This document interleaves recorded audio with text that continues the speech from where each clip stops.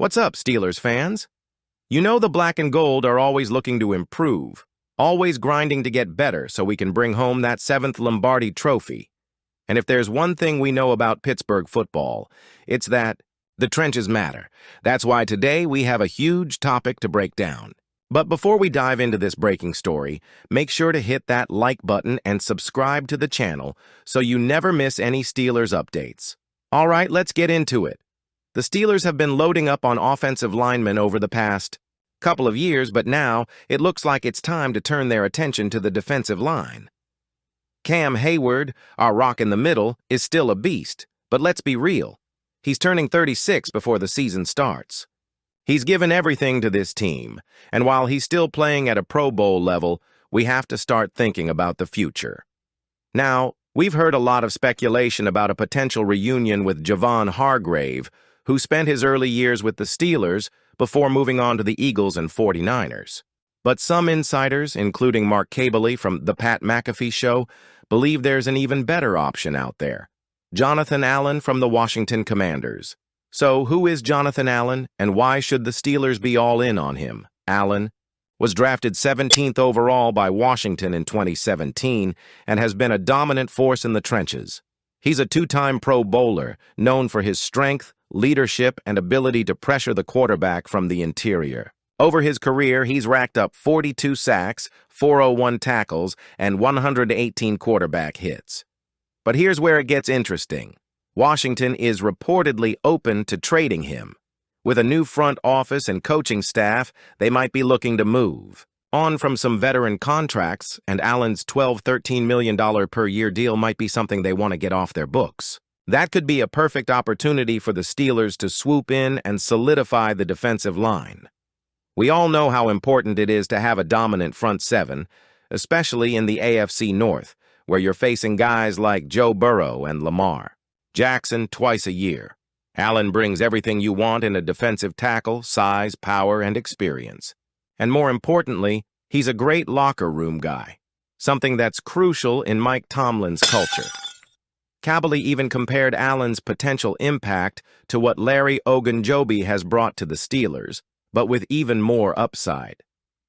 Ogunjobi has been solid, but imagine pairing Hayward and Allen together, with Keanu Benton continuing to develop. That's a defensive line that can control the game. Speaking of Keanu Benton, we need to see him take the next step in 2025. He was drafted in the second round of 2023 and was expected to be Hayward's heir apparent. He's shown flashes, but he himself admitted he still has a lot to improve on, giving himself a grade of a C for his performance so far. If the Steelers add a guy like Allen, it not only strengthens the line but also takes some of the pressure off Benton. He can develop at his own pace instead of being forced into a role he might not be ready for just yet. Let's be real. Pittsburgh's defense has always been its identity. Adding a player like Allen isn't just about 2025, it's about setting this team up for success over the next several years. When you look at the way this team is built, they're investing in the trenches, and this would be a move that keeps them competitive in the AFC. With T.J. Watt and Alex Highsmith coming off the edges, having an interior force like Allen would take the pass rush to another level. Opposing quarterbacks would have nowhere to escape. And if the Steelers' secondary continues to improve, this defense could get back to being the dominant force we've known them to be. The Steelers' QB situation has been one of the hottest topics of the offseason, and honestly, it's no surprise. With a weak draft class and some less than exciting free agent options, Pittsburgh is facing a major decision. Stick with an in-house candidate like Justin Fields or Russell Wilson, or take a risk on an outside name. According to NFL insider Ian Rappaport, the Steelers may already have a preference. While nothing is set in stone yet, Fields appears to be the front-runner for the starting role in 2025. What's the best educated guess based on talking to several sources across the league? Justin Fields over Russell Wilson, at least right now, feels like the direction the Steelers are going, Rappaport said. Obviously, Russell Wilson was the starter last year. It was good until the end when it wasn't.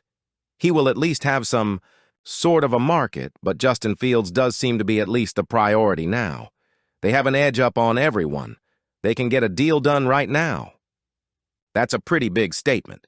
Fields is younger, more athletic, and arguably has more upside than Wilson at this point in their careers. The Steelers have the advantage of negotiating with him before he hits free agency, but time is running out. Let's break it down. Wilson had some solid moments in 2024, but by the end of the season, his play had dropped off significantly. That left many wondering if he's still capable of leading a team deep into the playoffs. Meanwhile, Fields, despite not being the most polished passer, still brings a dynamic element with his legs and raw athleticism. One thing that really stood out last season was how head coach Mike Tomlin and his staff worked to refine Fields' game.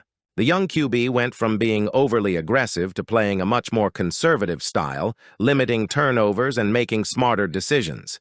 Some would argue that he became too cautious, but that shift might have saved his career and given him another real shot at being a starting quarterback. Now, if Pittsburgh does bring Fields back, the next step is helping him find the right balance. He needs to know when to take risks and when to play it safe. If the Steelers can build an offense around his strengths, he could take a major step forward in 2025. The Steelers aren't the only ones interested in Fields. If they don't lock him down soon, they could end up watching him suit up for another team next season. Rappaport pointed out that the New York Jets and Tennessee Titans are both keeping a close eye on the quarterback situation. If the Steelers don't get a deal done, I know at least a couple of other teams who would eye him. The Jets make sense. There are a couple of other teams that still need one.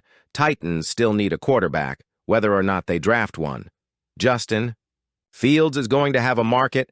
It's just, do the Steelers get in right now and try to stop his market by signing him to be the starter? That's a huge concern for Pittsburgh. Fields might not be the perfect long-term answer, but he's certainly better than most of the other options on the market. Outside of Fields and Wilson, the next best free agent QB is Sam Darnold, who had a surprising bounce-back year in 2024. Still, is that really the answer Steelers fans want? The Steelers have money to spend this offseason, and they need to use it wisely. Overpaying for an aging veteran doesn't make sense, but trading for a guy like Allen, who still has plenty of good years left, could be the perfect move. Pittsburgh needs to be aggressive here because other teams will definitely be interested in Allen's services. So, what do you think, Steelers Nation? Should Pittsburgh go all in and trade for Jonathan Allen? Or do you think they should look at other options like Hargrave or focus on drafting a young defensive lineman? Let me know in the comments below. And don't forget, if you love Steelers content, hit that like button and subscribe to the channel so you don't miss out on any updates.